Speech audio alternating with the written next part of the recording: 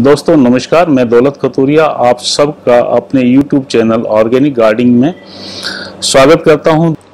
दोस्तों आज हम बात करेंगे माँ तुलसी को घर में कैसे विराजमान करें और उसकी आराधना कैसे करें। तो दोस्तों माँ तुलसी के बारे में जितना ज़्यादा से ज़्यादा जानोगे उतना कम है, और लोगों को सुनाओगे उतना ही आपको पुण्य प्राप्त होगा। अगर आप इस वीडियो को देख रहे हैं, ज़्यादा से ज़्यादा शेयर करेंगे तो ये पुण्य प्राप्त आपको भी होगा दोस्तों, क्योंकि माँ तुलसी के जितना भी गुणगान करें उतना ही अच्छा है। माँ तुलसी के पौधे को अपने घर में कैसे लाएं, ये एक बहुत ही विचारणीय विषय है। ये एक सोचने का विषय है, क्योंकि माँ तुलसी का पौधा आम पौधा नहीं है कि ये जैसे उठा के ले आए। माँ तुलसी का जब रूप माना जाता है माँ लक्ष्मी का, तो जिस तरह से माँ लक्ष्मी की हम आराधना करते हैं, उसको बुलाते हैं अपने घर में, उसका स्वागत करते हैं दोस्तों, वैसे ही हम इस पौधे को लाते हैं तो उसकी इजाज़त मांगते हैं। घर में सम्मानजनक लाना चाहिए। जैसे ये पौधा आप किसी के घर से लाते हैं या नर्सरी से लाते हैं तो एक दिन पहले या कम से कम कुछ क्षण पहले माँ तुलसी से प्रार्थना करें कि हे माँ तुलसी, मैं आपको अपने घर में विराजमान करना चाहता हूँ, आपको ले जाना चाहता हूँ ये या चाहती हूँ। उसके बारे में कुछ देर बाद उसको अपने घर लेके जाएं और प्यार पूर्वक सम्मान पूर्वक उसको विराजमान करें और अपने घर में विराजमान करें। दूसरा ये कि आप बीज लाके भी अपने घर में उगा सकते हैं, तो ये एक सम्मानजनक बात है। बाकी आजकल तो लोग वैसे ही ले आते हैं, क्योंकि उनको जानकारियां नहीं होती।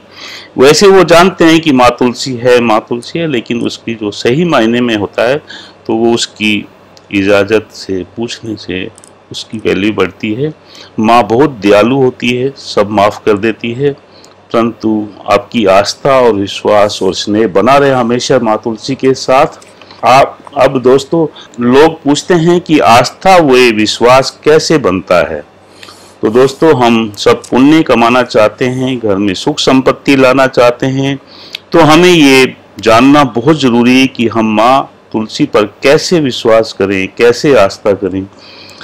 तो थोड़ा सा एग्जाम्पल बताऊंगा मैं आपको।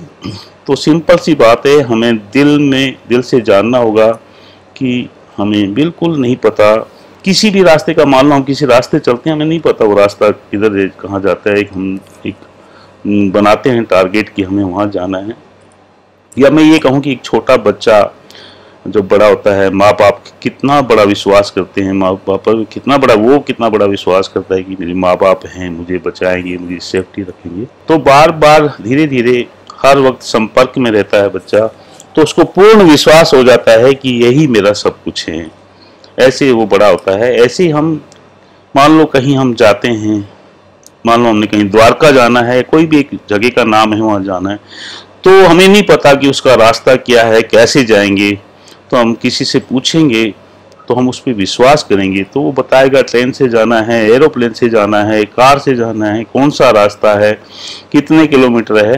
तो हम वो विश्वास करते हैं और फिर हम उसके ऊपर चल पड़ते हैं और पूछते हुए जैसे भी परेशानियाँ आती हैं तो हम वहाँ पर पहुँच जाते हैं। तो शुरू में हमें परेशानियाँ आती हैं, उसके बाद पहुँच जाते हैं, तो वो एक आसान रास्ता बन जाता है। ऐसे ही हम माँ तुलसी पे एक विश्वास करते हैं, आस्था करते हैं, लगातार बनाए रखते हैं, तो हमें एक एहसास होता है कि माँ तुलसी हमारे परिवार में सुख शांति समृद्धि लेकर आ रही है। एक विश्वास बन जाता है, जैसे एक पत्थर पे विश्वास बन जाता है, ऐसे इस पौधे पे भी विश्वास बन जाता है, जैसे गौ माता पे विश्वास बनता है। प्यार से स्नेह से वो गौ माता हमारा विश्वास करती है, हम उस पर विश्वास करते हैं। ऐसे ही पौधा भी जानता है पौधे के बारे में भी। तो माँ तुलसी जो है वैसे भी माँ लक्ष्मी का रूप है, वो हमारे परिवार को सुख समृद्धि देती है और हमें आस्था विश्वास ईमानदारी सिखाती हैं। जब हम बार बार दोहराएंगे तो आस्थावादी बन जाएंगे। हम बोलेंगे हरे कृष्णा हरे रामा, तो एक बहुत बड़ा विश्वास बनता चला जाता है। हमें सुबह शाम यही याद रहेगा दोस्तों। मेरे मानने का हिसाब से आप सिर्फ इतना ही करें कि माँ तुलसी की सेवा करते रहें। इसके बाद पत्तों में मंजरी को सिर्फ विष्णु अवतार पे अर्पित करते रहे। सुबह शाम धूप या दीपक जलाएं और प्रार्थना करें, घर में सुख शांति बनी रहे और सेवा करें। सर्दी गर्मी बरसात से बचा के रखें, ये आपकी सबसे बड़ी आस्था है। उसकी सेवा जितनी करेंगे वो आस्था है आपकी। ये आपने जाने अनजाने में जो भी कोई गलती हुई तो माफ़ी मांगनी है, बहुत सारा फल मिलेगा। विशेष ख्याल रखना चाहिए तो कृष्ण भगवान पे ही तुलसी का चढ़ाना है। तो दोस्तों एक कथा है, कथा के द्वारा मैं थोड़ा आगे बढ़ाता हूँ बात को। दो भक्त थे, सुमेधा और हरिमेघा। ये स्कंद पुराण की, मैं तुलसी की महिमा के बारे में इसके अंदर बता रहा हूँ कथा के माध्यम से। ये स्कंद पुराण की कथा में से वर्णन है। दोनों माँ तुलसी के भक्त थे, सुमेधा और मेघा। तुलसी सेवा करते थे तो एक बार हरिमेघा ने सुमेधा से पूछा, हे सुमेधा, ये बताओ कि तुम तुलसी का इतना गुणगान, इतनी महिमा गाते हो, इतनी तुलसी पूजा करते हो, इतनी तुलसी पूजा करने का क्या फायदा है, क्या फल है, थोड़ा मुझे भी बताओ। उसने सुमेधा ने हरिमेघा को कहा, चलो पेड़ की छाया में बैठते हैं और बात करते हैं। माँ तुलसी का गुणगान सुनाता है। वो तुलसी गुणगान सुनाने लगा। जब तुलसी गुणगान सुनाने लगा और उस वट वृक्ष के नीचे बैठे थे, तुरंत ही तुलसी माँ महिमा सुनाने के लिए वहां पर बहुत सारे गांव के लोग आ गए।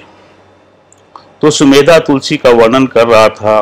मेघा का मतलब होता है बुद्धि और सुमेघा का मतलब होता है जिसकी बुद्धि कृष्ण में लगी हो, जिसका रास्ता कृष्ण में लगा हो, उसको सुमेघा कहते हैं। तो सुमेघा तुलसी का वर्णन कर रहा था और हरिमेघा सुन रहा था और उसकी कृपा से सारे गांववासी सुन रहे थे। अचानक अभी तुलसी वर्णन समाप्त ही नहीं हुआ था तो एक विमान विष्णु धाम से आया और विमान बिल्कुल नजदीक आता हुआ चला गया और हरिमेघा देख रहे हैं और गांववासी देख रहे हैं कि एक विमान आ रहा है। और तुरंत ही विमान नजदीक आया तो ठाक करके वो वट वृक्ष टूट गया, टूटकर गिर गया और सारे गांव वाले भागे, हरि बोल, बचाओ बचाओ, पेड़ के नीचे मर जाएंगे। पेड़ गिर गया, लेकिन उस पेड़ में से दो यक्ष राक्षस निकले और उन राक्षसों ने कहा, बड़ी कृपा हुई आपकी, बड़ी कृपा हुई। तो उन्होंने पूछा कि कौन हो आप? तो यक्ष राक्षस ने कहा, मैं जो हूँ वो श्रापित हूँ, मुझे श्राप मिला था, मैंने एक दिन अपराध कर दिया था तो मुझे श्राप मिला कि तुम वट वृक्ष के नीचे राक्षस बन कर रहोगे। तो मैंने द्वारसा ऋषि से पैर छूकर माफी भी मांगी, मुझे कृपया माफ कर दो, मुझ पर कृपा कर दो। तो ऋषि ने कहा, कोई बात नहीं, तुम चिंता मत करो, कुछ समय बाद इस गांव में एक भक्त आएगा और वो तुलसी महिमा सुनाएगा। तुलसी महिमा सुनने के मात्र से क्या होगा कि तुम अपनी राक्षस योनि से मुक्त हो जाओगे। तो दोस्तों वो दोनों मुक्त हो गए और साथ में गांववासी भी जो आए होंगे वो भी मुक्त हो जाएंगे। और आप सुमेघा की कृपा से तुलसी महिमा का कथन वर्णन सुनने मात्र से ही मैं मुक्त हो गया हूँ। वहाँ दो राक्षस थे। तो दूसरे ने भी कहा, मैं तो इसी गांव का था, पेड़ में भूत बन के रहता था, पर राक्षस के श्राप मुक्त होने से और ये कथा मैंने भी सुनने से आज मैं मुक्त हो गया हूँ। तो दोस्तों ये कथा का छोटा सा रूप है, मतलब कथा सुनाने से ही इतना बड़ा प्रकोप खत्म हो जाता है, इतना बड़ा श्राप खत्म हो सकता है। तो आप जितनी सेवा करेंगे उतने आपके धन धान्य से भरपूर होगा। जितना मुझे बताना आया मैंने आपसे मुख से आपको शेयर किया, इसको सुनाया। सुनना और सुनाना दोनों ही पुण्य का काम होता है। तो मैंने आपको प्रार्थना की कि आप भी ज़्यादा से ज़्यादा पुण्य कमाएं, अपने दोस्तों को, अपने जन जानने वालों को ज़्यादा से ज़्यादा शेयर करें, या कम से कम 2-3 लोगों को तो शेयर करें, वो आपको भी पुण्य प्राप्त हो, घर धन धान्य से भरपूर हो, घर में सुख शांति बने रहे, बच्चों का स्वास्थ्य बना रहे, फिर देखो आपको कितना पुण्य मिलता है, कितनी दिल से खुशियां मिलती हैं। माँ तुलसी को समझना काफी मुश्किल है, इनकी महिमा बहुत ही अपरंपार है, परंतु जितना समझ सकें उतनी सेवा करें। तो इस तरह से तुलसी कथा सुनाते ही से, हरि गुणगान करने से पेड़ पौधे जीव जंतु अनजाने जाने में सुन लें या सुना दें तो व्यक्ति पिंग हो जाएगी और बार बार के चक्कर से। पर हमें मुक्ति नहीं, भक्ति चाहिए, क्योंकि भक्ति बड़ी होती है। तो हम भक्ति के लिए आगे से गुणगान करें। तो दोस्तों, ये कथा कैसी लगी? अगर अच्छी लगी है तो ज़्यादा से ज़्यादा इस वीडियो को शेयर करें। मेरे चैनल पे पहली बार आएँ तो सब्सक्राइब करें। थैंक यू दोस्तों, धन्यवाद।